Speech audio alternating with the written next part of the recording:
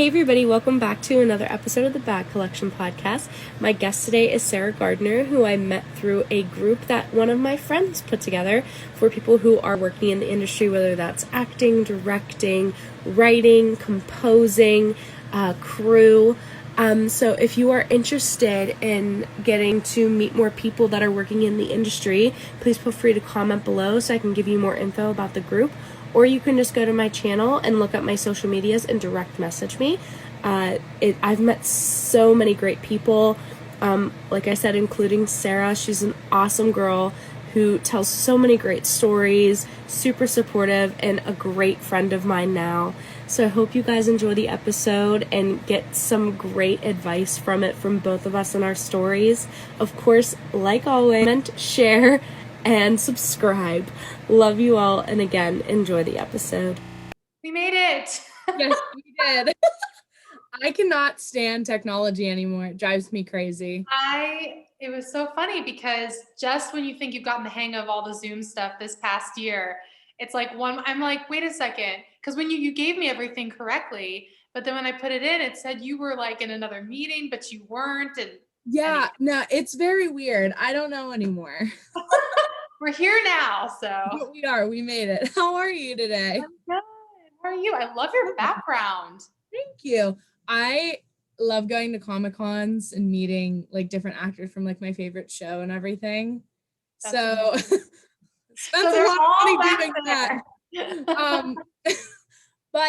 And I've told people this in like other interviews and stuff, and just in general, I just think it's funny that I love doing that because eventually, one, I would like to be a guest at them, but also like I never know if I'll work with any of them one day. So who's the like coolest person that you met that just made you like,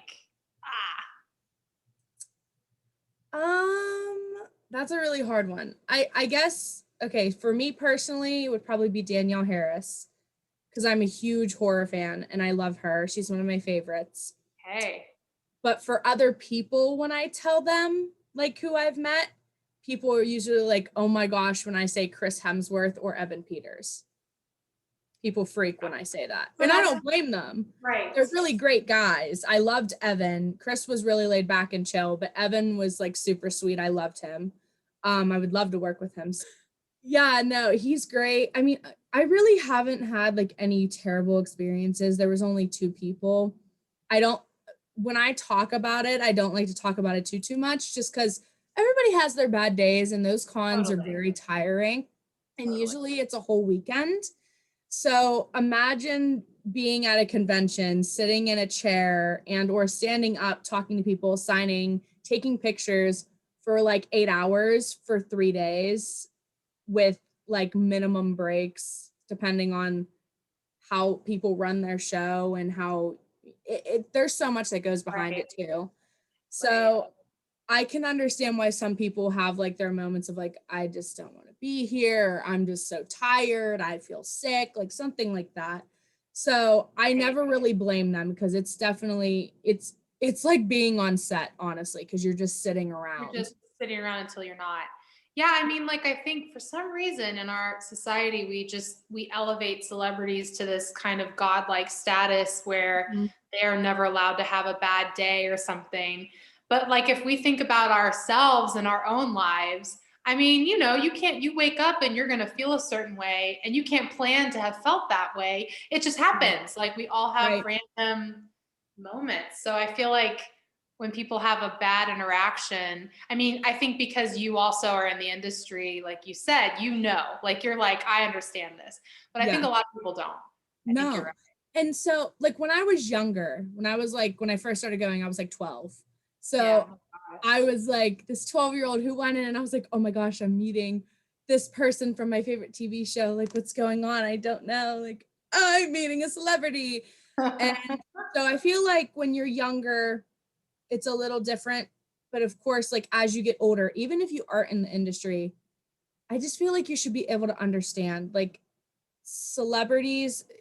I don't even really like calling them that. They're just people who make a lot of money doing what they love. They're well known for it. Yeah. Exactly. And so I just feel like people need to understand the fact that are lucky enough to have any free time if they get any.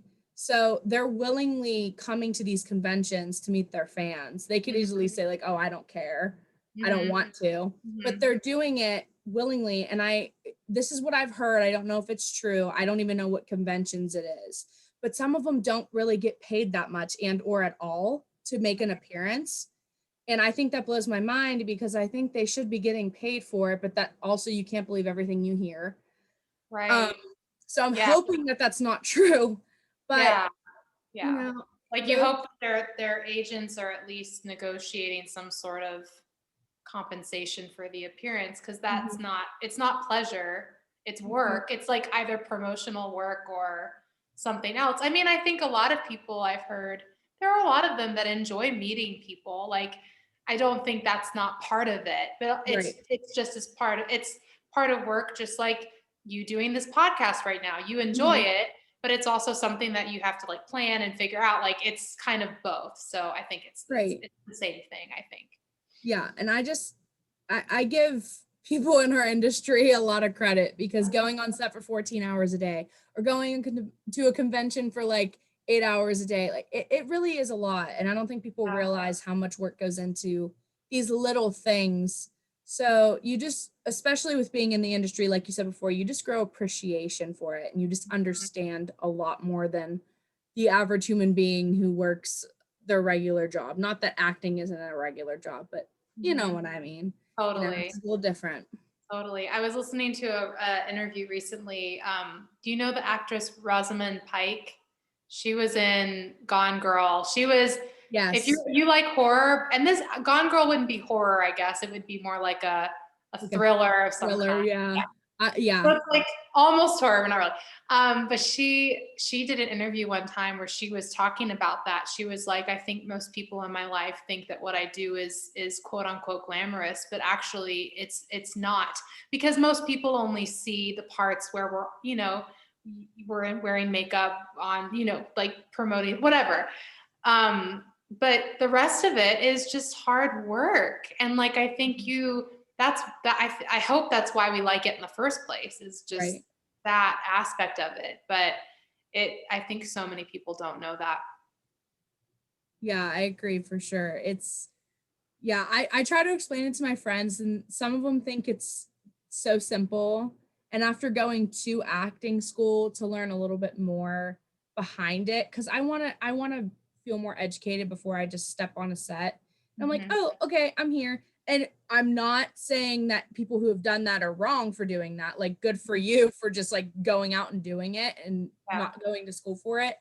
But I'm glad that I did, because I knew there was a lot of work that went into this industry, but there were certain things where I was like, oh my gosh, I didn't realize. And I'm glad, like I said, I'm glad that I did it. And now, like, yeah, I did. I went to school in New York for it. It was a film and television school and also musical theater. Oh, nice. Which one? It's called the New York Conservatory for Dramatic Arts. Oh, nice. I asked because I live in New York, and I studied there as well. I studied at A.D. So fellow New York City girls. Hey. I miss the city. I'm not gonna lie. I'm not a huge like country girl or a city girl. I love them both. I like my quiet sometimes, but I don't mind the noise either. I never had trouble with the noise at night.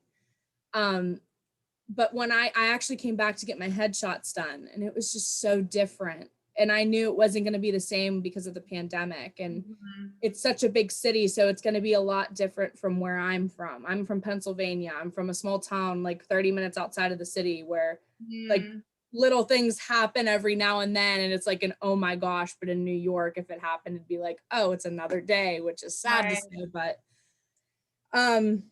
so I'm pretty used to not the country, but like, the little town, pretty quiet, everybody knows everybody kind of thing. And then moving to a huge city and not knowing anybody, it was crazy at first, but I loved it. And I've been there before I even moved to school there, which I think helped a lot more too. Yeah, for sure. But I don't know, I just miss being in the city too. So I was about to ask you. I'm moving to Georgia eventually. Georgia? Yeah. Oh, Atlanta? Yeah. Oh, nice. Is that kind of like your long game? Like, you want to do like stuff? I see. That's awesome. Like a lot of my favorite TV shows, like The Walking Dead or The Vampire Diaries, like they were all filmed there. And Yeah. I went there for a couple of conventions, of course, and I just loved it. Everybody Yeah. was super nice. Like when you talk about Southern hospitality, like I really didn't meet anybody that was rude, like at all. Yeah, it's so funny. I'm actually in Atlanta right now, oddly enough. Oh, And yeah, and I'm about to go back to New York next week, um I think the last year has been quite interesting because number one, the pandemic, that goes without mhm. saying. But then this past year, I mean, I've lived in New York for the last almost 5 years. And then this past year, I went to go live in LA for 3 months ish. And then I've been in Atlanta for the last 3 months. And then I'm going back to New York. And it's been very interesting to see the differences between the markets in each city.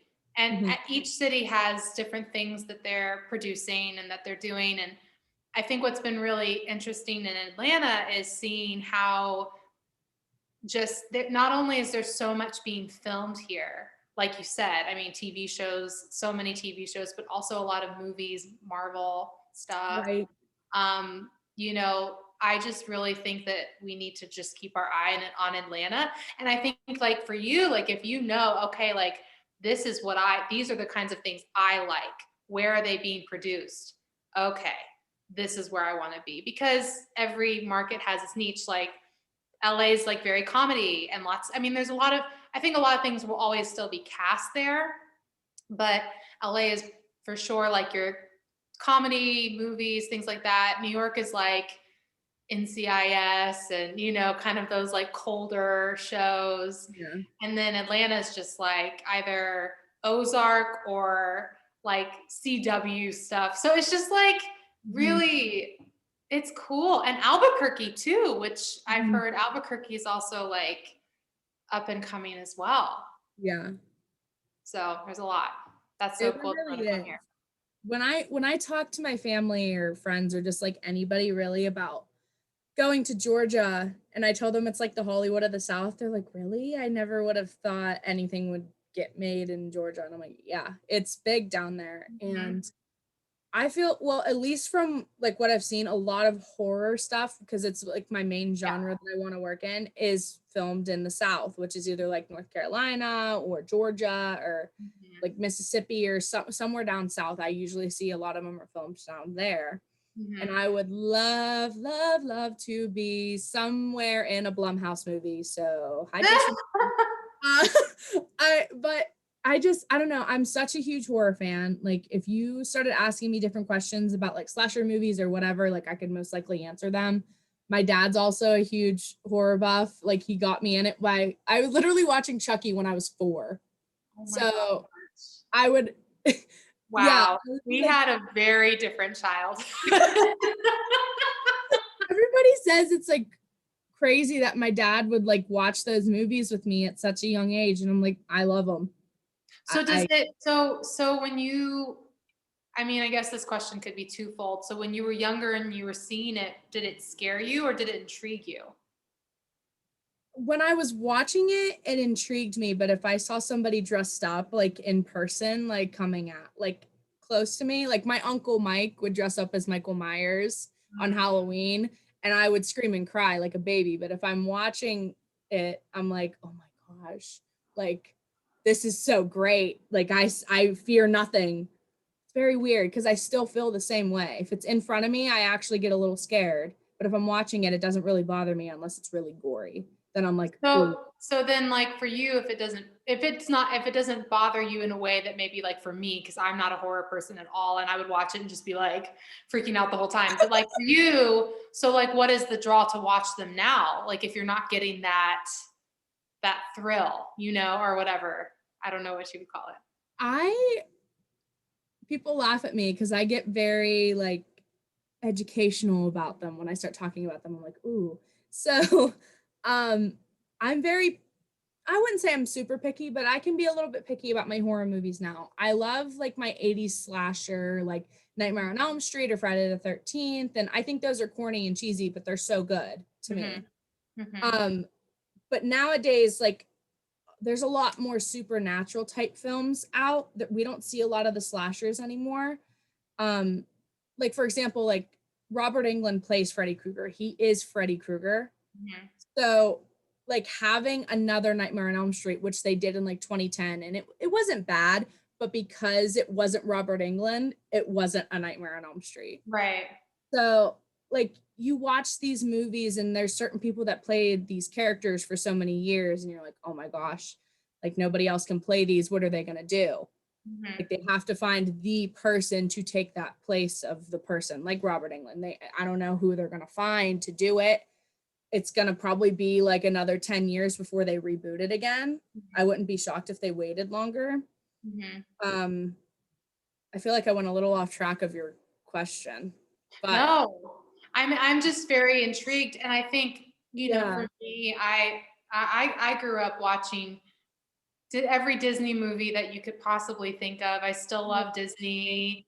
And yeah, like I mean, but I was actually not allowed to watch any of those things. But Oh, Disney was like, I know, like very, very opposite. Like my mom, like I remember my mom, well, she didn't let us watch Harry Potter. I wasn't allowed to watch Harry Potter. wow. Anything with witchcraft. We were raised in like a really religious like home, which I for a gotcha. lot of it was really great. But I remember I have this very vivid memory because my mom would be like, no Harry Potter, no. There were so many, growing up in the early 2000s, there's so many of that genre. And I Yeah, felt so left out because all my friends were able to watch them and I couldn't. And I right. remember, do you remember this show on it's PBS? It was Dragon Tales. Did you ever? Yes. Okay, okay. So so Dragon Tales was like one of my favorite shows. And I remember my mom walked into the room one day, my sister and I were watching the show, and I think Ketzel was like doing a little magic incantation or whatever. And my mom was like, we have to turn this off. That's magic. We can't watch it. And I remember being like, I like stood up to my mom. I was like, that's the last straw. Like, because then we're not gonna be able to watch anything. Cause like, all these kids shows, there's some element of magic to it. So I just remember being like so frustrated with her, which, and now I've seen all of these other, movies and shows. But Right. so my point is we are very different in the way we grew up. Although, so like for me, horror, I remember seeing it on accident when I was a kid. Yeah, like it came on TV and I was by myself and it came on. But you can't like pull yourself away. Like you kind of Right. was so like, and no one was around and I just kept watching it and I had some pretty bad nightmares. But I think if I saw it now, like my sister she loves anything. I'm literally blanking on the author's name. What's Stephen his name? King. Yes, Stephen King. Oh my God. Okay. I was like, Stephen something. Anything Stephen King has written, she loves. So I'm like, now I need to actually get more into it, I think. Yeah, he's great. I love Pet Cemetery. It was really good. Yeah. Have you seen the reboots yet? No. Those those are actually pretty good too. I love Bill Skarsgård's take. So he did good. Um, but of course, Tim Curry, he's the ultimate No. So good. always.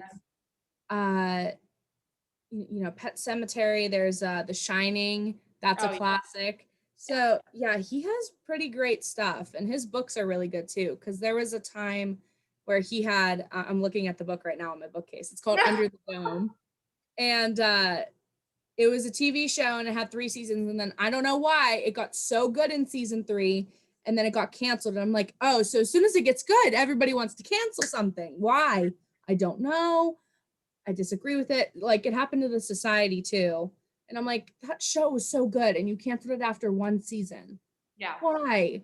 Yeah. Like you should have just waited. I don't care if a pandemic's happening. Like just wait it out, I know, please. I know. Especially No. like if you're a fan of something, you're like, no, like this is the Mhm. way it has to go. Yeah. It's hard, and it makes me feel bad for the actors too to have put all that work in, and it's like, oh my gosh, it's so good, and then it's just like we have to cancel it, and it's like, why Right. do you Right. do that? I I know. That's definitely one thing in the industry I kind of want to know more about. Like, how do they decide to do that? I mean, I know there's like ratings that are involved and everything, and they have to watch that, but why? Like, why? Yeah, I feel like it's just really, I, I mean, I have not, this is not where I am at yet with, emphasis, because I hope to be there one day. But um, I have friends who, they'll audition for a pilot of something, and it'll look really promising, and the studio's behind it and everything like that. But then it becomes a money thing eventually at the end of the day. I mean, because studio execs aren't artists. They're Mhm. not, they're not thinking like you and I are, like, oh, this is a good story. This is something, there's an audience for this type of story. This cast is incredible. We've already got it cast. If they can't fit it into their program or something like that, and there's not enough money to put it, then they'll just cut it. And it sucks, because like, it's not just our livelihoods, but it's our heart too. Like, Mhm. you put your heart into it, especially like writer, not just actors, but writers, producers, all of them. So I actually have a friend who, she just finished, she was working, I can say it now because it's out, but she was working on The Falcon and the Winter Soldier, and she was Oh, in it. Um, she had a very extensive, role, not a main role, but she was in it for a lot of it. And she ended up finding out later that they had to cut a lot of her role. So even though she had filmed all of this content, she only ended up being in a couple of the episodes, which is also, it's great, but right. also there's just so little control as an actor that you have over what happens to a pilot that you audition for, or a movie that I think something that I've learned that is really, it's like really helped me, because sometimes I have a hard time with this, because sometimes it just feels like, I'm sure you felt this too, as a writer, producer, and an actor yourself, you just put so much out there, and you're like, I'm putting so much out there, and there's no return. You're not seeing any sort of thing. And I'm just like, you know what? I'm an artist first and foremost, and all I can control is what I do, and the rest I cannot. Right. Um, and it releases me from feeling like panicky, because sometimes I'll be like, well, could I have done more? And I'll look over it and I'll be like, no, there's literally nothing else that I could have done. There is nothing else. I gave my best performance. I connected with as many people as I could. That's it. I think this career is, so the practice of surrendering is something I think we all have to go through with this. Yeah. There's a lot of things that are very hard to accept in this industry, and like I can take a no. I can take constructive criticism. And you just have those moments where it's like, damn, like I get it, but like you just want to know why. And sometimes there is no why. And for some people like me, it like bothers me. And I'm like, this shouldn't bother me. Like, I know I'm in an industry that you're going to get more no's than yeses. Yeah. And you're going to get like people who are going to say, yeah, you're not great. And then you're going to have people say you're great. And it's just stuff that it's hard to accept sometimes, even though you know you're capable of doing so. Right. Yeah. I mean, I think we are the bravest people, because I feel like you Yeah. put so much of your, I just don't think it's possible. Taking something personally, but taking it to heart, I feel like, are two different things. Like, Right. I think eventually you have to realize, okay, I can't take this personally, but I think sometimes it does sting. And I think you have to let that happen, Right. because if you just kind of push down sting after sting, or pain after pain, one day it's going to come and you're going to have like a full breakdown, which I've Right. had several. And I'm just like, oh, like, actually, who hasn't had a breakdown this past year? Let's just be honest. Um, Literally. like, what is happening? But yeah, I think we have to just really stay honest about how we're feeling about it all. Cause we're going to have days where you're going to have days where you're feeling so inspired, and so like, I have this idea, I know exactly what to do with it, I just feel like I can create. And then days where you don't. You're going to have days where you feel fulfilled and like you're killing this, and then Right. days where you're like, I must suck, nobody wants my stuff. Right. I actually, one of my friends was up for a really big movie, and she was like, I haven't worked in a year. I need to book this. And I'm like, you haven't worked in a year? Like, and you're just at this level, you know? So it's at every stage of the game, I think.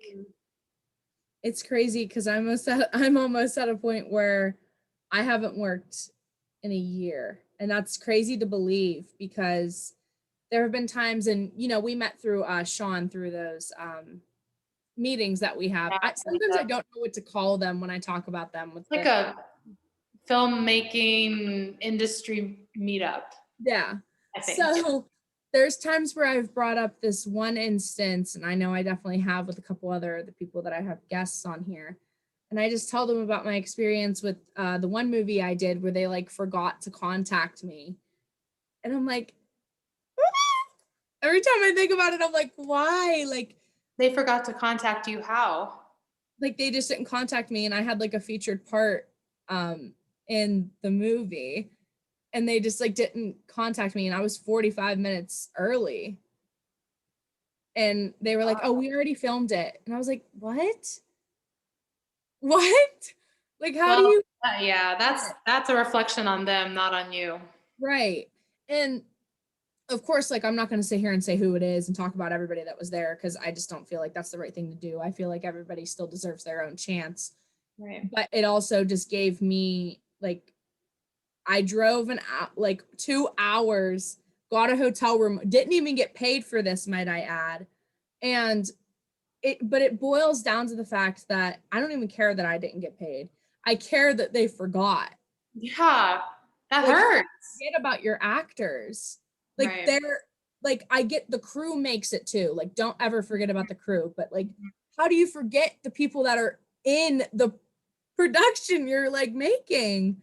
So it blew my mind, and I was so mad for the longest time. And now I'm just like, you know what? I'm actually grateful that happened to me, because it taught me, like, okay, things happen sometimes, they happen for a reason, and I always believe that. But also, like, stand up for yourself, put your foot down, but also stay professional and humble too. Absolutely. But I mean, there was a lot that I wanted to say, and I still got like background in it at least, but there's so much that I wanted to say that I was just like, at that time I was like, no, don't say it. Just be grateful you're still doing it, and just go with it, and then go on your merry way back home. But right. I'm sorry that happened.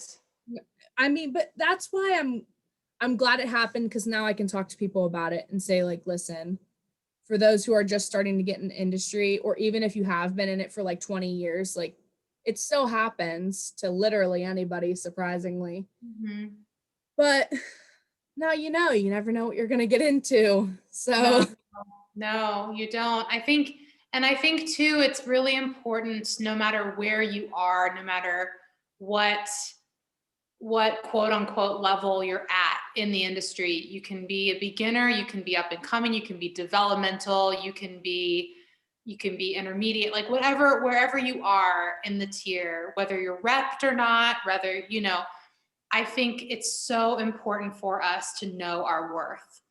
And that's something that I've had to learn. Just no matter what I'm doing, no matter where I am, because I've had some great, amazing career things happen. And then I've gone the last year without much work at all. And I've had to remember, okay, no matter what happens, no matter what auditions I get, no matter what auditions I don't get, this is what I can offer. This is who I am. And this is how I deserve to be treated. And I think as artists, sometimes we're like, like, you're going to take me, I'll do anything. Like, right. Oh my gosh. And I think it can be a disservice to ourselves and what we have.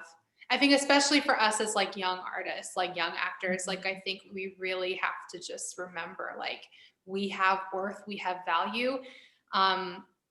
I heard someone say one time that even for, like, if it's a short film and they say that they're unpaid and you only get copy or credit for it, he's like, I'll ask for $1 because I am a paid actor. it's my $1 rule. So for anything I do, I'm getting paid because I went to school for this. I've trained in this. I invest a lot of money in this. And I'm worth that. So I feel like I was like, yeah, that's such good advice just to remember, no matter, like I said, no matter what level you're at. Right. Remember that. And I give that person a lot of credit. Like, I just feel like I'd be terrified knowing it was like unpaid to just go up and be like, can I get paid for this in some way, shape, or form? Like, I don't want to step on toes either. It's like I said, there's just a lot of thought process that goes into certain things. And sometimes it can be super easy and sometimes it can be super hard to say certain things or ask certain things, but it shouldn't feel like that either. So no, because like if you're not repped, you're your own agent. I would hope that my agent would negotiate for me if I was about to do something, because they have to be the quote unquote bad guy and be like, look, she's not going to do this unless you pay her this amount of money. And so I think we should do that for ourselves too. Like, which is, I think it's really hard because also when you're up and coming, it can be difficult because you're like, what leverage do I have to even be able to ask this? And so, and I also think as women too, we tend to kind of second guess those things. Whereas I think, honestly speaking, for a guy, it's a little bit easier. For some reason, they just have an easier time kind of saying, hey, so I think we just have to like say no, like make sure we have good people in our lives who are saying like, Bryn, you're worth it. Like you need to ask for this. And then go bravely forward. It's so much easier said than done, but I'm like so passionate about it because I see people get taken advantage of, and I'm like, do not let yourself get taken advantage of. Because if you do that now, one day when you have a literary agent for the next big horror film you write, or you're about to audition for The Walking Dead Part 5, I don't know, like, and you have an agent and they say, hey, we can ask for this amount for you. If you're like, well, I don't know. It's just, you have to like know now, now, establish now. I think it's so important. I agree. And of course, I'm going to be 22 this December. So You can play Taylor Swift song. It was so funny actually, because my cousin, he's a year older than me, so he just turned 22 in November, and he played that song, and I was like, yeah, that's gonna be me in a year. When's your birthday? December 20th. Okay, I'm December 30th. That's why I asked, because we're both December babies. It's like a kind of fun time to have a birthday, I think, but I don't know if you think that. I mean, I love having a birthday. I love being able to just go, well, I mean, I didn't get to go out on my 21st, which, not to complain, because listen, I know everybody's going through it, but like, it was a little hard. Like, I didn't get to experience my 21st the right way.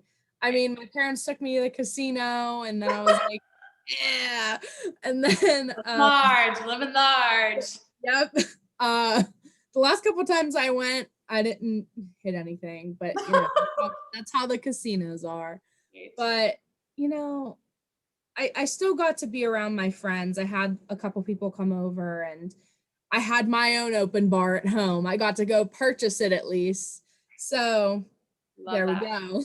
Love that. But yeah, I mean, I don't know. I just feel like, especially with the pandemic now, I've just been so all over the place and so busy with work specifically that I get terrified that I'm not going to be able to focus on my acting career. And of course, like there are places that are starting to film again, like Georgia, for example. I'm like, oh my gosh, like I'm ready to get out of here. Like I'm tired of working every day of my life to save up. Like I want to go work on a movie set or a TV show like right now. And it's driving me crazy. So finally I'm like, okay, I'm going to make my own online movie. Like I'm going to put myself to work. So that's starting to, go. Is that the horror film that I heard about? Yes. So I just have to cast my last two boys. So I'm really excited because you never know who's going to see it. So that's why right. This is what I think you should just be so proud of yourself for, because I think that's so much of what you have to do is just take your life by the reins and just be like, okay, like I have so little control over the pandemic. I have so little control over what's going on, but I didn't stop being creative just because this happened. And also like the fact that you're creating your own work and I just think that is so awesome. I'm always like, I'm not a writer. I really, and I say that, and my friend Gabe is like, yes, you are. And I'm like, but I feel so insecure in writing, but I'm like, I should do it because I think like I'm sure you find it helps you to take control of what you want to produce, like what story you want to tell. And you can do it on any budget, which you know, like you can. So I just think that's so awesome that you're doing that. And yeah, like I think that's the bottom line. I think that's what, so this is what frustrates me again. And one of my mentors, she has drilled this into me because I think sometimes actors are like, well, I don't know what else to do. I don't know, like I'm auditioning, I'm doing all this, nothing's happening. And it's so easy for us because I've been like, well, if I can't do anything, then I'm just not going to do anything. But I think if we just choose to wake up every day and say, I'm going to do one thing for my career today, at least one, we hold ourselves accountable.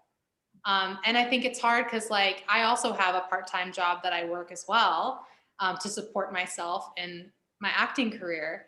And that's hard because you have to like really be like balanced with your time and figure everything out. But I think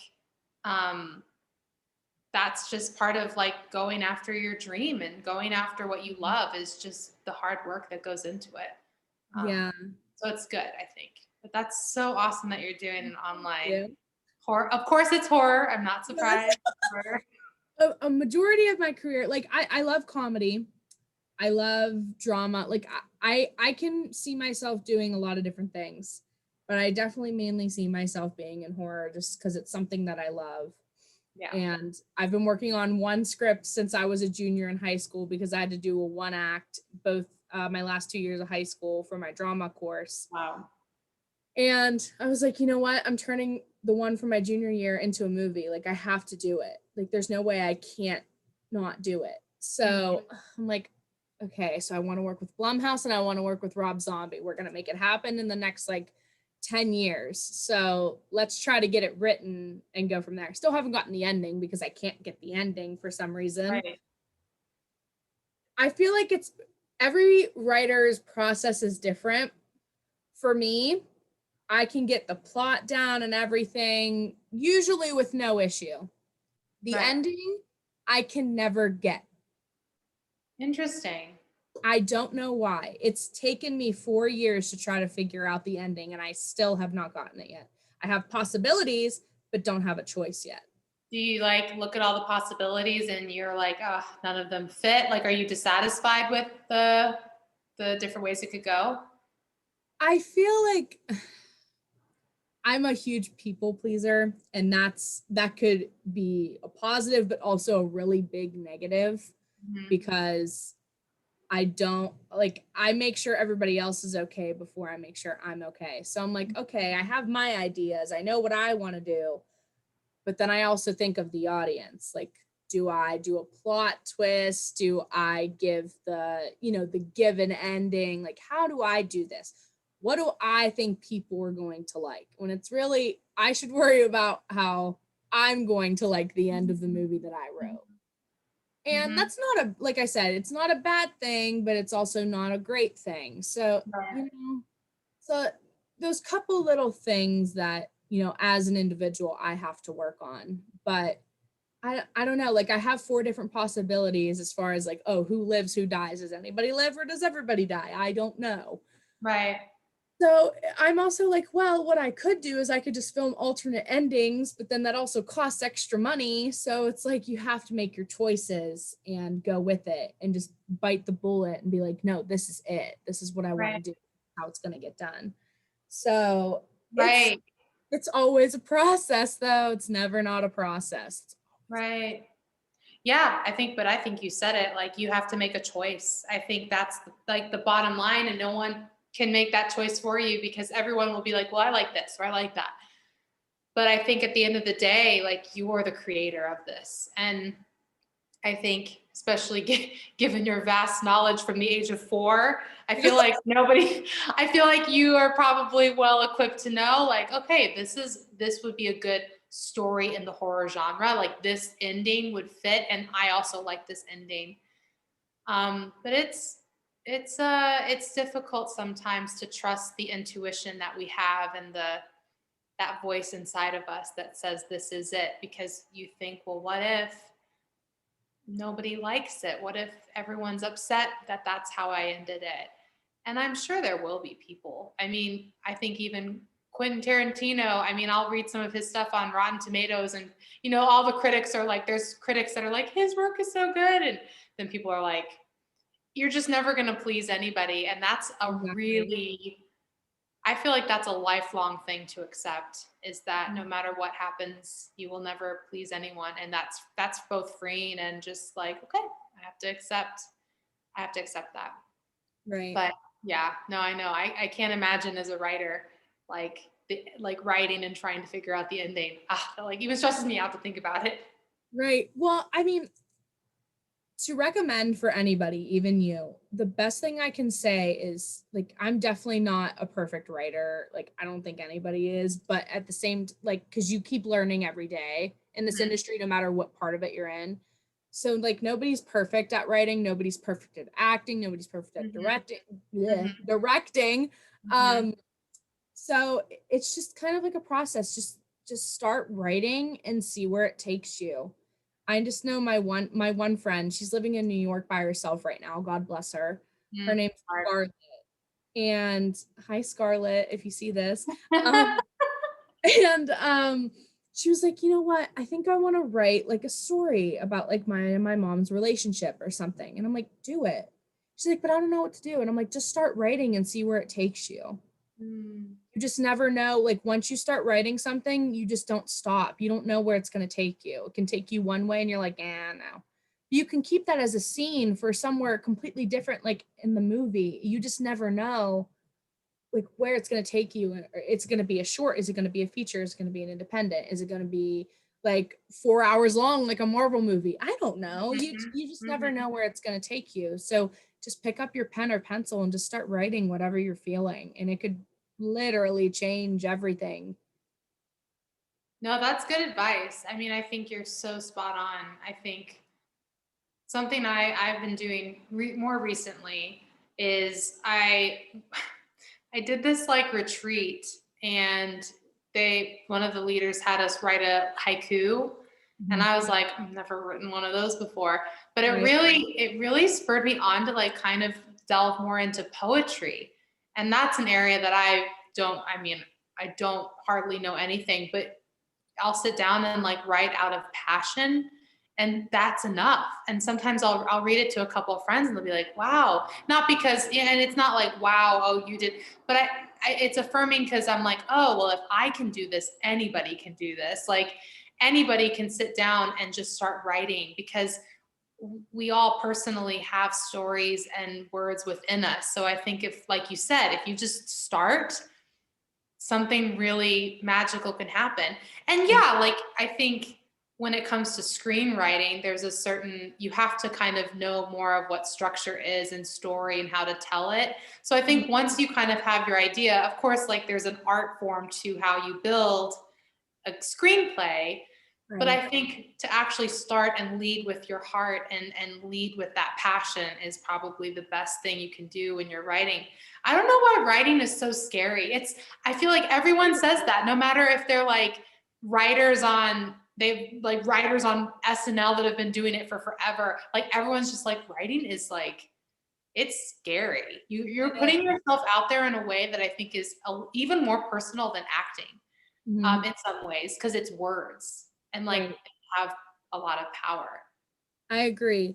I started watching the Demi Lovato like 4-part. Oh, yeah.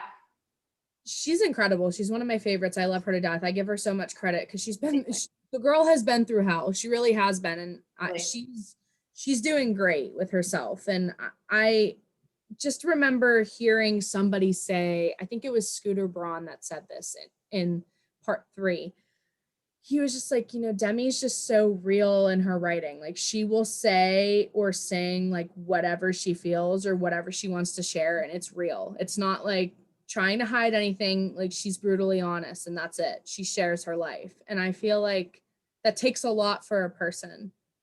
So I like there's stories that I want to tell, and I feel like I'm a pretty open person, but then there's times where I get scared to share my like Mm. life or my thoughts or whatever. And I'm sure she feels the same way. Mm-hmm. But the fact that she still just puts herself out there and shows who she really is, I think that takes a lot. So like kudos to her, because I can't do that every day. And I'm sure she has her moments, but she does it. I really think this theme that we keep coming back to is like bravery. It just takes Right. so much strength and bravery to do what we do, because it is so personal Yeah. and in every way, no matter what, no matter if you're writing a horror film that has nothing to do necessarily with your life, Mm-hmm. but you are putting your heart and your words into that piece. Mm-hmm. And like with acting, I'm using my body and my voice and my emotions and my, an audition doesn't care if I'm having a bad, like if I'm on my period and I feel so bloated, like I have to use my body that day. That is my vessel. Right. So yeah, it is. It's very personal. So I think going back to what we were talking about before, where the rejection, the pain that we feel a lot of the time from putting ourselves out there. And I think rejection is real in every industry. Right. I think, but it's harder in ours, where it is a piece of ourselves that we are putting forward and that we're working hard to put forward. Mm-hmm. And I think it takes like great courage to do what Demi Lovato did. Like, I agree with you. I think she has an incredible gift. And she's been through so much and still chooses to put it out there, right, to bless other people. And I think it's inspiring, because I'm like, okay, even in my worst moments, even in my worst days, I am still Sarah. I am still an actor. I still have, as long as I have breath in my lungs, as long as you have breath in your lungs, your story matters. And you have to find a way to share it. And I think that's something like that Demi and many other artists like her inspired me to remember too. Right. I agree 100%. Yeah. I love this conversation. I feel like I honestly, no, because it's crazy. Because like I said, I've just been so stressed and like anxious and overwhelmed with so many different things. Like I literally work like almost every day of my life. I maybe have 2 or 3 days off, if that. Not trying to complain, because there are people that work every week, all week, maybe double jobs. God bless them. Oh, but that's real. That's real. Yeah. And it's because of the career path I chose, and like again with the pandemic and everything, like it's been rough. Like I just called my mom the one day during my shift, and I just like had a full-on panic attack, and I only had a 10-minute break that day. I was like, okay, I have to go back in like 2 minutes, and I literally cannot breathe because I'm just freaking out. I'm upset. And it's so hard. And like I said, like I am blessed, I am fortunate, I'm grateful for everything I have in my life and where I'm at. But sometimes I'm just like, oh my gosh, like I'm here. Like I don't know if I want to be here right now. Like I love being home, like, but I want to leave. It's just like so many different things. And so like having this conversation, like, and I've had multiple conversations like these, but like having these just like makes me feel a lot better. It motivates me more than, because I think I have no motivation. Right. It's no. We have each other. Like we all are in this together. And yeah, like I think I hear that little voice in my head saying, keep going. And I hope you do too. Like that, just even when it feels impossible. I just don't think that everyone has, I think the arts really is a calling. And I think not everybody feels that. I think if you feel that, there's something to it. And Mhm. it doesn't mean you're going to have easy days. I think actually it means you're going to have harder days more Right. than other people because it's just so much. It's so much. Mhm. It's so overwhelming. But yeah, I know. I'm so grateful. Thank you so much for like having me. And Right. I like have so much enjoyed meeting you and just, I think talking like this also reminds me like, okay, like deep breath, like keep Right. going, even when we have impossible obstacles in our way, like a pandemic. Whoever thought like that would be something we'd have to like go through as well. So I agree Agree. with you. It's like, I just want to go out and not have to worry about wearing a mask or stand 6 feet apart from somebody or be worried that I'm gonna catch COVID at work. Like I'm just so over it. But of course, like keep doing what we need to do, people. Don't Right. stop. But I'm Let me like, just tell you, like, honestly, I'm tired of it all as well. And maybe this is just like super vain of me, but I am so tired of wearing masks because oh, maskne is real. Maskne is so real. I'm like, where's uh-huh. this breakout coming from? Everywhere. I know. I'm like, this is so ridiculous. I would not have this if I didn't have to wear a mask. Like, Right. so I'm just like, if I'm ready for anything, I'm ready to just have like 0 masks for that. I agree. And it's weird because, okay, so Pennsylvania, where I'm at, they lifted quarantine, which Oh I'm like, yeah. okay, I'm okay with it, but I'm not okay with it. Yeah. Um, just because I'm going to be going on a trip that to California and Florida in the same Yeah. week. So like that worries me. So like I told my boss, I'm like, I'm staying home for at least 72 hours. I'll go get a test. Right. And then if it's negative, great. But like I'm not coming to work after I get back, like right away. No. I can't do it. Good. Um, and then in Texas, I believe, uh, they have no mask mandate now. More. It's like I'm ready for this to be over, but I'm ready for us to have the like be able to carry the responsibility of what like I just don't think we've done a good job of that. That could be another podcast in and of itself. Just like because I think we have not earned that, I don't think. Right. People are like, oh, our freedoms are being impounded upon. I'm like, well, it's not just America. Like this is affecting the whole world. Like everyone is going through this. It isn't an American thing. It's a world thing. So let's remember that. Like, so I did this because I don't know if you ever heard of the book series called After. No. It's by Anna Todd. She started writing it on this platform called, I couldn't think of the word, platform called Wattpad. I love Wattpad for very many reasons. You literally just write your own stories, get views, get likes, get comments, and it's great. It's a very like it's a good community because nobody really judges you on there because you're all interested in writing different things. But she wrote, it was actually based off One Direction, and it's funny. It's crazy because so all the characters were One Direction. Harry was this bad boy, and then you had this innocent blonde-haired, green or blue-eyed girl that came, and she's this innocent virgin and is super good at school and everything. And then she meets this horrible, toxic bad boy that you just can't get enough of, and they're like in love, but then they're fighting, and then they have makeup sex, and then they fight and they hate each other and stuff. Gosh. And you're like, oh my gosh, this is about One Direction. What is going on? And you're also like, oh my gosh, this is about One Direction. This is some good shit that I'm reading. Right. Like this is amazing. So she got millions, billions of views. And now she's published and there's 2 movies out on them. And she That's has 4 amazing. different books. Wow. I highly recommend reading the books. Like they're longer. They're still on Wattpad if you want to download the app. What is it called? I'm going to write it down on my phone. It's called Wattpad. It's Wattpad. Okay.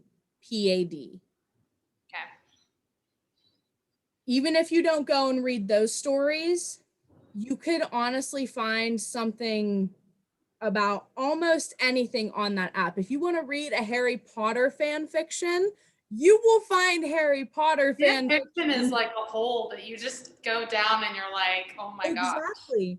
And it's crazy because I read this when I was like 12, 13 years old. And if you ever start reading it, you're going to have to message me once you get a little deeper into the story, because she gets very detailed with her sex scenes and stuff. And I know, and it makes me laugh because I was like, oh my gosh, I was in middle school reading this. Like, but at the same time, like, she's another one I give a lot of credit to be able to just sit down and write about something she loves, like people she loves listening to, like their music, and that she like looks up to. Right. And, you know, just writing this detailed story about a relationship that people think is so toxic, but then you're rooting for them Right. at the same time. And it's again based off a boy band that like teenagers and women that were her age. She was like, I think she was 18 or 19 when she started writing this, but she That's was also amazing. married with a kid, and she was just watching her kid at home because her husband was in the military. Like, it, I only know about all this stuff because she's talked about her story and all that such, but I just love being able to read about something people are passionate about. And it's like, oh my gosh. Right. Like, she's just writing a story about, again, a boy band she loves, but then also something that she's passionate about. She loves writing. Right. So you just never, that's why I tell anybody that wants to write whatever you want. Like, who cares what people think? Yes. Like, look at her now. She's sold millions of copies, has millions of views, has 2 movies, has 2 more for the last 2 movies coming out. Like, she's killing it. Like, I love that for her. Have you seen the Billie Eilish documentary that came out?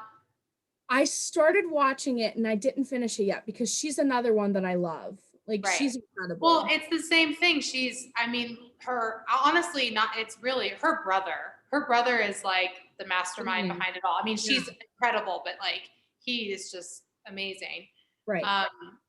And just, the same thing. They wrote music and they produced music that has not been produced in that way before. Mm-hmm. And they just did it. And now look where they are. So I think it pays off to be true to yourself. I know that that's such a like cliche thing, like this to say, like, be true to yourself, but I just think it means just being authentic. Like, what's in your heart? Don't try to be like anybody else. Like, that is such a waste of time. It's not going to make me or you happy. Right. So like, you have to write what you have to write, and I have to do what I have to do. Exactly. But that's cool. I'm gonna have to look into that. I highly recommend it. And honestly, like, I'm not a huge reader. Like, when I was in school, teachers were lucky that I actually read the book and didn't just, go online and I'm like, okay, let's do like a skim through of this.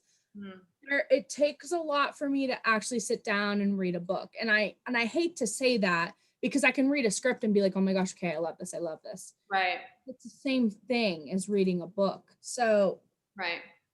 The story itself is what drawed me in. And I'm like, wow, like, I don't know, I can't even describe it. It's just so good. It draws you in. And if a story can draw you in or make you cry or something, I think it's just so worth reading or watching. Yeah, I love totally. 1,000%. I know what my homework is now. Thanks, Bren.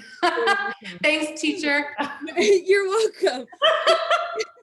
You never know. Like, I don't know, you can read this and you're like, oh my gosh, like, I think I just have a story idea. Why don't I just start writing? Like, you just never know. Like, I wrote something down from a dream I had. It was so bizarre.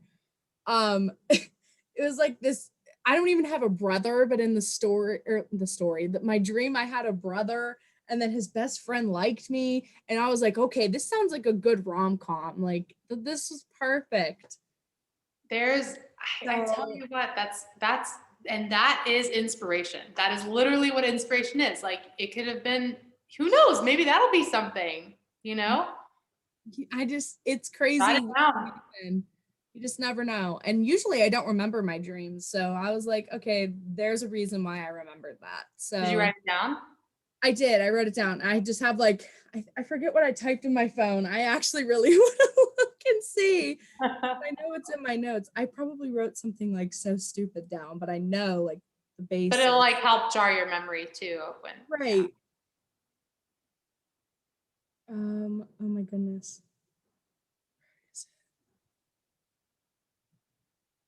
It was something like, I'll have to look for it and like I'll like screenshot it and send it to you later. I can't remember.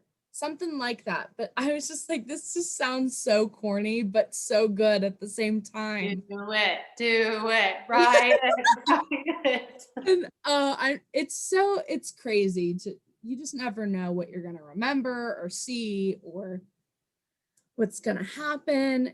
I love it. I just love it. Me too.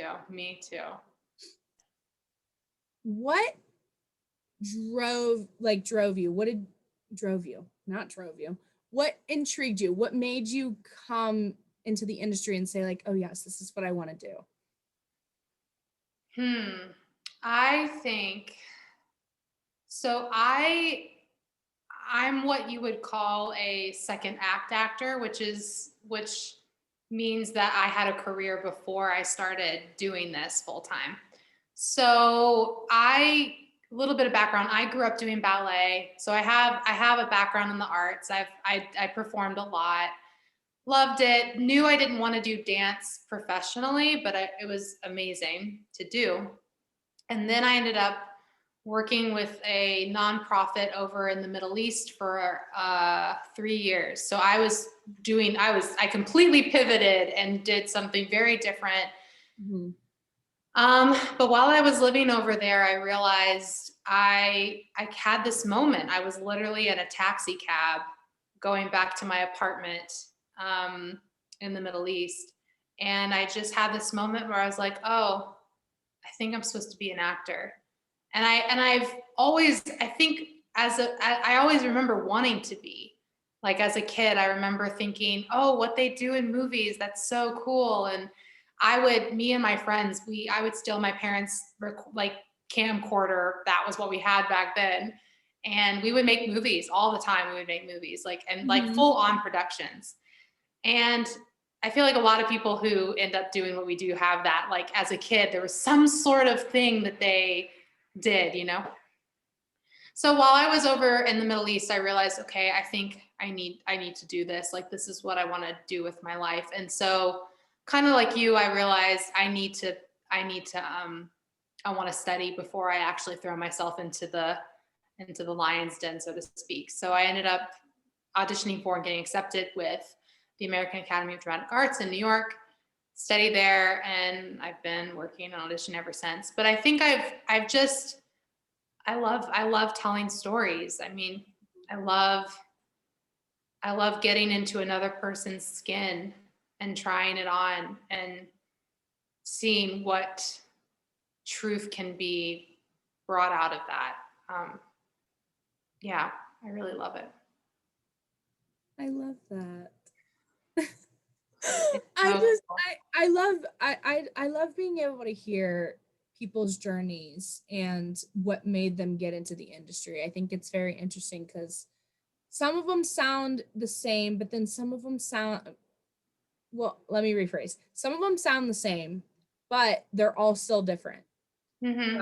Everybody's journey into it is so different. And I just think it's so interesting to like hear it. I don't know. I love it. Yeah. Thank you. I mean, I think I've struggled with that though, because I sometimes will feel like maybe I got into it too late or maybe, but I have my days when I get kind of insecure in that. I mean, I have some of my really good friends, they have kids who they've been doing this since they were like 2, and now she's doing really great things. So sometimes I'm like, am I too late? Is this pointless? Right. But I really don't think so. I don't think it's ever too early or too late to step into what you want to do. So yeah, I know. I agree with what you said. Everyone's story is unique in how they got here into this industry, which is really cool. I agree for sure. My next question, because you brought this up, where were you in the Middle East for those 3 years? What nonprofit did you work with? So I was working with I was living in Jordan at the time. Okay. The nonprofit I was working with was called YWAM, and it's a nonprofit Christian organization, but we did a myriad of different things. My job was I was working as a liaison for different teams that would come into the country who wanted to work with Syrian refugees, because I was living there around the time where the Syrian civil war was really starting to happen and take shape. So it was really cool. Like, it was cool to be able to help out with that. I also went to Arabic school while I was there because we had to learn the language while we were there, which was really fun. I think, again, I love learning languages too, because it's another form of communication. And that's what we do. It's all about communication, like finding ways to communicate something. And so, and also while I was there, I did teach ballet at a school there. So I was in the arts in some way, which I really liked. And yeah, the Middle East is such an amazing place. I feel like living there has greatly helped me to do what I do now as an actor. I feel like my experiences there have helped shape the stories that I want to tell. So I guess, yeah, like I've learned too, like, no one's history that they have is pointless, whether it's traumatic or peaceful or whatever it is. Everyone's history has a role to play in the stories that they can tell. Right. Yeah. You just keep saying things that I love. I literally tell everybody that, though. That's the thing. I'll be like, oh, I love that you said that, or I love this. Right. I don't know. I'm just very in love with the thought of connection and meeting new people and just relating to them in some way and learning new things. I just think it's so cool because there's millions, billions really of people that live in this world, and you don't get to meet all of them before, you pass away and whatnot. And it's nice to have moments like these and just hear stories. And I don't know, it makes me laugh. Like, you could turn that into a script. Like, you just never know. I just love it. I love it. Well, it's like the grains of sand on a beach. Like, that's how many stories there are, and more. Like, real life stories in the world. Right. Like, everyone's story is so fascinating. I mean, even your story of, I feel like I wouldn't look at you and be like, oh, she is well versed in horror and knows exactly how to construct a horror script. Because that's not I feel like it's a genre that I don't know if I'm wrong, but I don't think there's a lot of women in that genre as much as there maybe should be. So Right. Just thinking about that, I'm like, that's what makes you unique, is like this love for that. I definitely will agree with that. As far as, like, I mean, there's obviously, like, the final girl, that's like a huge thing in horror. But if you really think about it, like, when was the last time there was a female killer who was, the only one? And, like, okay, like, for example, let's just use Jason Voorhees. Like, his mom was the killer in the first one. Okay, but where's, like, somebody that's done 10 different movies like Jason Voorhees and, is this icon? There's just certain things, and that goes for any type of genre, really. Like, there's just certain things that you haven't seen diversity wise or from women, but you've seen from men. It's like, let's go, people. What are we doing? Or like writing them or directing them, like writing those stories, Right. 'cause I think we need to see more women do it. Like, because you're the story that you can tell as someone who loves horror, it's going to look so different from how men write it. That's just across the board. Like, one of my favorite examples of this, and this actually blew my mind when I realized this was true. So Wonder Woman, the first one, that came out in 2007. You've seen it, right? Yes. Yeah. So what's her name? Patty Jenkins. She was the director of it. And you know, you look at what the women of Themyscira are wearing, like their armor and everything, and it's very it's beautiful and it's very extenuating, but it's not sexual. It's very much like even Wonder Woman, like it's her costume, but it's not like overly sexualized. Yeah. And compare that movie to I think it was the DC one. It came out in 2016 where they're all in it. I'm so bad with DC, but it's with League. Justice League. Yes. Did you So see Zack Snyder's cut? Okay. Yes. Okay. So Zack Snyder directed that one, but well, it was like kind of yeah. Josh Whedon did the one that was released first. I prefer Zack Snyder's cut. No offense, Josh. I don't know. But Zack's was Maybe better. that's the one I saw. But what I noticed is that the costumes were definitely sexualized.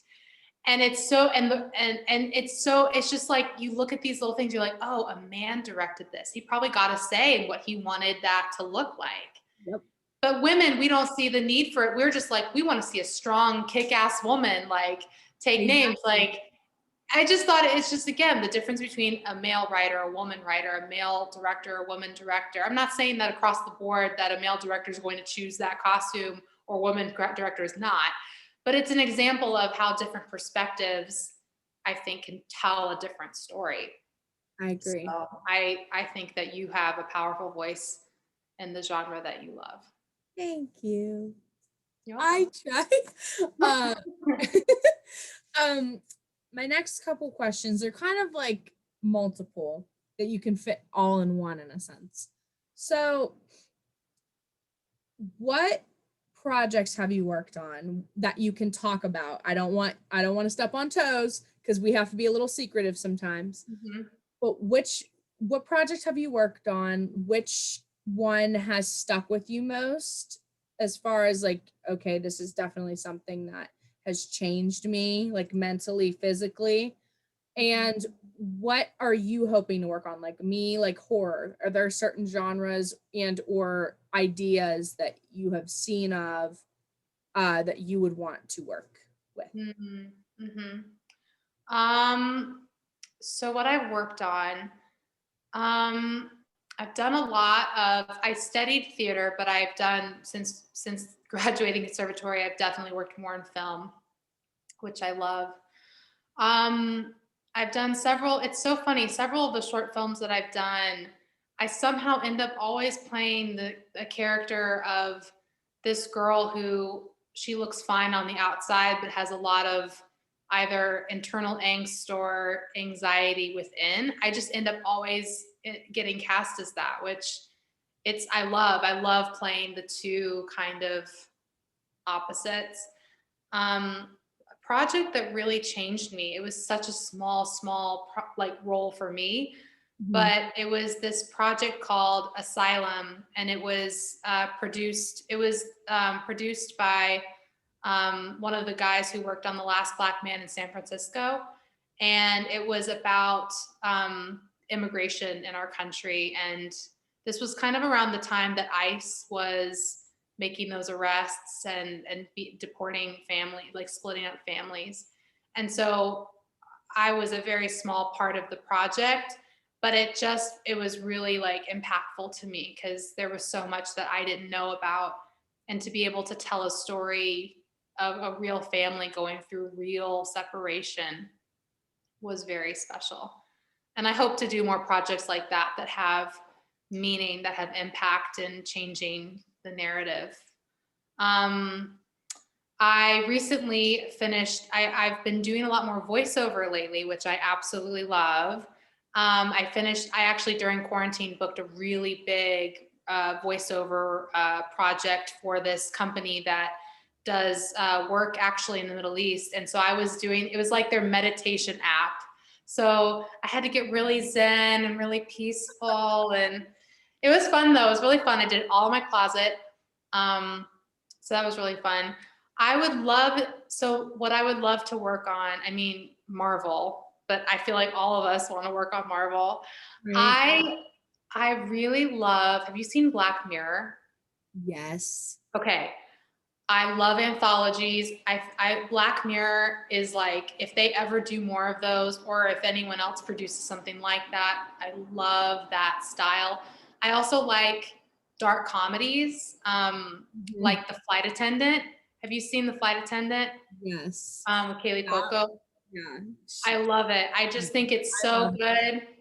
I love stuff like that. I mean, I would love, so I love that kind of TV. I'm not going to say no to anything like FBI or anything like that, but I love more like limited series, things like that, and film. So anything that can tell a good story. I wouldn't say like, and I love drama a lot more than comedy. Comedy's fun, but I love just a good story. Mm-hmm. I Yeah. agree. I'm right there with you. I like, okay, yeah, comedies are fun, they're funny, they're great, but I love dramas and horror because they make you feel something. With horror, it's like fear, or you're on the edge of your sheet. You're on the edge of your sheet. You are on the edge of the seat and seat. You're on the edge of your seat, SEAT. Got it. And you know, you could cry from fear, you can cry of laughter, I don't know, but you know, there's just so many different emotions with drama and horror, where comedy, like, yeah, I mean, you can cry, but it's mostly laughing. With drama and like, I mean, horror, usually you feel something, like you feel it Right. in your soul, you feel it. The only one, well, this is my personal favorite. I mean, I love The Office. Right. The Office. It's like on Who a doesn't pedestal love The above all others. And then Modern Family. I love it. I don't know if you've seen Modern Yeah. Family. They're done now, but Yeah. I love how at the end they tie it all together. So I enjoy that as well. But yeah, definitely I'm with you with more like the deeper stuff like that. I agree. I didn't watch like every episode fully, but like I've seen episodes and it's good. I like, and you know, sitcoms, they're like not around much anymore, especially with the pandemic, of course. I feel like the pandemic sadly has put a little bit of a hole in sitcoms specifically.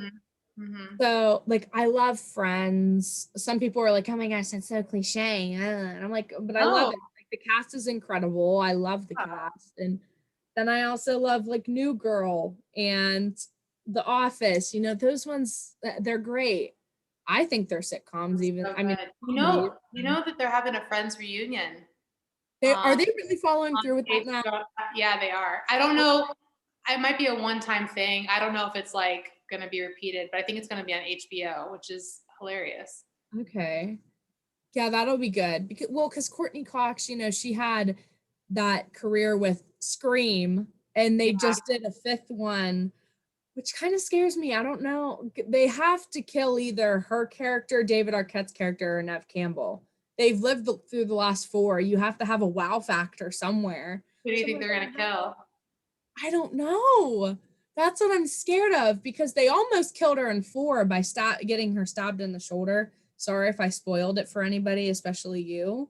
But I don't know. Like part of me is like, maybe it'll take Dewey, but then I feel like which is David Arquette. Yeah. Then I feel like that would be predictable. But then if you also think about it, they're all predictable. But somebody oh, sorry about that. You're but at some point, like you have to have that wow factor, like, oh my goodness, where are they gonna go from here? Like one of the bigger ones that have lived through the last four since when did I think the first one came out in 97. You know, it's like, what do you do next? Like you have to have something big happen. Right. No. That comes out in 2022, which is going to be a long time to wait, but it's fine. Well, because I mean, they delayed Halloween Kills, which was the second one to Halloween that they rebooted in 2018. And I'm like terrified that they're going to push it back again. Like they can't. Like people are going to lose their minds. Like it's time to just stop delaying stuff. Like, if there's not movie theaters open, you'll make more money streaming it online and having people pay $20 for it. You know, like they did with, I think Mulan was supposed to come out back in last March. Mhm. And then it didn't obviously happen. So then they just put it on Disney and they were like, here, asking everybody for, I think it was like 25 or something, $25 to watch it. But yeah, I think you just have to do what you have to do, right? Right. And you're paying that for at least one ticket to go to the movies. So what's the difference? Right. But yeah, it's crazy. Random. I'm going to be honest with you super fast. You know how you get really deep into a conversation that you forget where it started? That's me at the moment. I feel like also when it happens. Pandemic brain is a real thing, because I've noticed I've been getting more foggy, and it just, I think we're all there, so it's okay. We're still thriving. Technology issues, we got it. Oh my goodness. But my last two questions, let's start with the first one, obviously. What do you want to see a change of in the industry yourself? Like, if you could personally even change it, like you can be like, hey, this is what needs to change. It needs to happen now.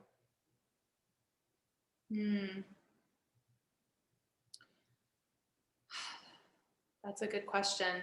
I'd have to probably give it more thought, but I think the thing I want to see change the most is, I think, two things, and they're very different things. I think the first one, I want to see a change in the way, so like at the conservatories that I went to, that you went to, NYU, all these acting schools, they teach acting very well for the most part, and they teach the craft, but they don't talk about the business side of acting, which is arguably 90% of what you're doing.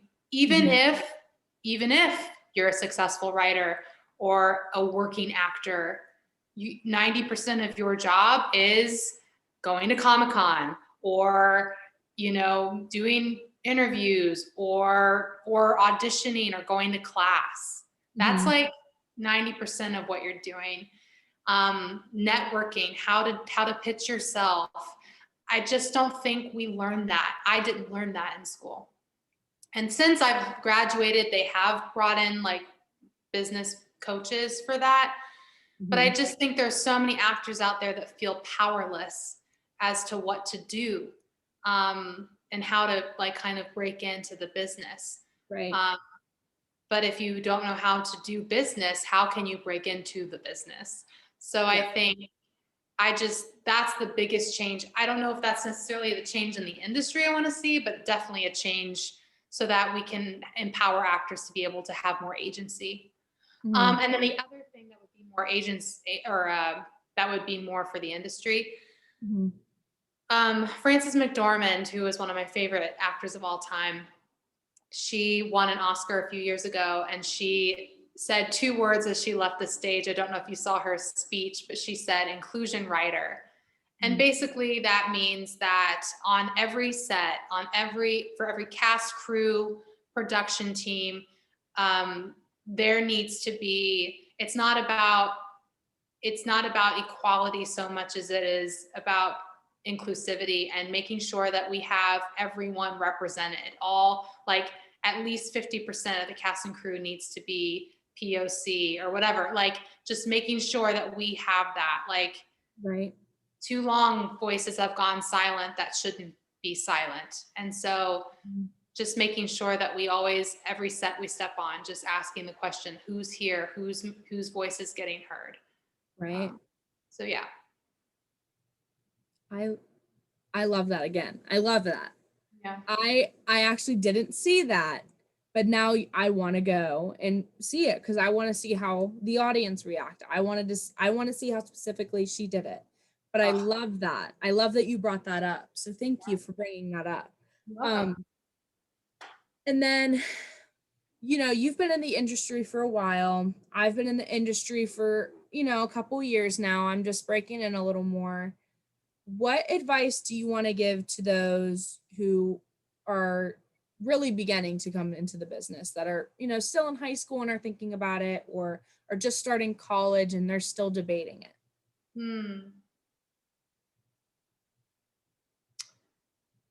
I think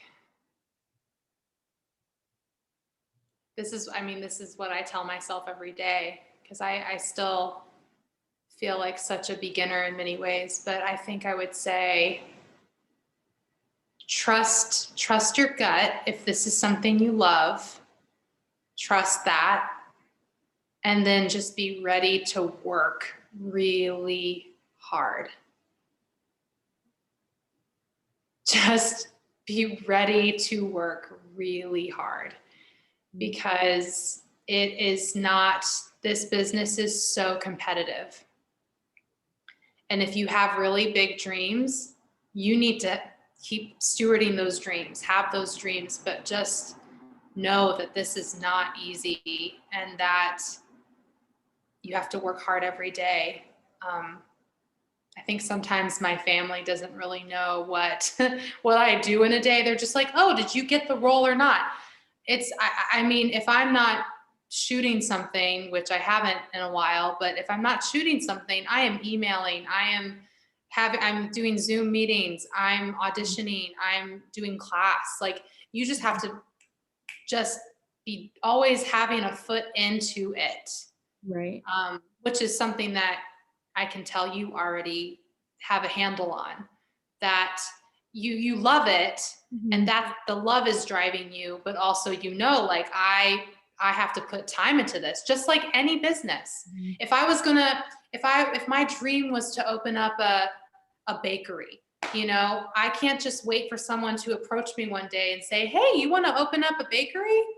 I can't sit around for that. I have to do this. I have to go and call, different people. I have to set up meetings. I need to go scout and see if there's any buildings that are for lease. You just can't sit around if you want to start a bakery. Same thing. So it's like, I think sometimes actors were like, oh, I guess I just have to wait for someone to, like, discover me. Nobody's coming. You have to just start doing it. Yeah, you have to put your work out there. You have to email people. Yeah, just, like, do it, and be proud of what work you're doing right now, and also know that you're going to grow. Like, I think sometimes we're like, oh, I feel like I'm just not doing a good job. I feel this all the time. But just know, as you keep putting in the work, you're going to get better. You're going to get better. If you do it, you're going to keep growing, and you're going to keep getting there, and you'll get the connections. You'll get the jobs you need to get. You'll meet the people that you need to meet. But you have to just be willing to put time in it. So, in summary, trust your dreams. Like, trust that. That is, I do believe that is divinely given. It's special. No one else but you has that particular dream. So steward that, take care of that, but also know it's going to be a lot of work, and be ready for that. I agree. 100%. That's why I said at the beginning, like, going to school, I'm glad I did, because you can know, but until you're actually put in positions of learning and or being on a set, you don't really know everything that goes into it. So, again, you don't have to go to school for it, but as somebody who did, like, I highly recommend it. Especially with now have worked on sets. It's so important to know what you're doing. So helpful. Helpful. I agree. Well, Sarah, thank you so much again. It was so nice to talk to you again and have you. I hope to talk again soon. I hope you get work again soon. I've been blessed with getting a web series. Woohoo! Amen. Thank God. Of course, it's in the horror genre, so I'm like, amen. Doesn't surprise me. Because it's something I want to get into, and the person, it's a passion fan made web series. Like, awesome. That drives me more. I love it. So, but it's hard. I love being able to hear, like, you'll get it. Just keep trying, keep going. So I want to spread that positivity right back at you. It's not easy. I can vibe with you on that one. It's like, oh my gosh, when's my next one coming? I need it. Like, I'm craving it. Give me it, somebody. Right. So, Bren, thank you so much for this. This was really fun and encouraging. And I agree. yeah, I'm excited to see where you head and continue to be a part of your journey in any way that I can. And I love this. I think what you've created in this podcast is really special. So keep going. Thank you. Thank you. I love it, but then I'm like, oh, editing. We love her, but I know. That's the thing. I'm like, have fun. Again, like I love it, but then there's certain parts where you're like, okay, that's like repetition. Let's cut it down a smidge. Like, so again, I love it. It's fun to edit, but it's also like tiresome sometimes, not gonna lie. Totally. But and love that process. You just have to love you just have to like, I know. I don't envy you with editing. I don't, and editors, honestly, and that could be another podcast too. Editors in movies make movies. Like they are the ones who tell the stories. Tell me differently. I mean, you literally are just sitting there and like whatever you cut and paste is like, is it. That's it. Yeah. I agree. Thank you so much. Thank you. Yeah, thank you. And I will be in touch. Yay. See you. Talk to you soon. Bye. Bye.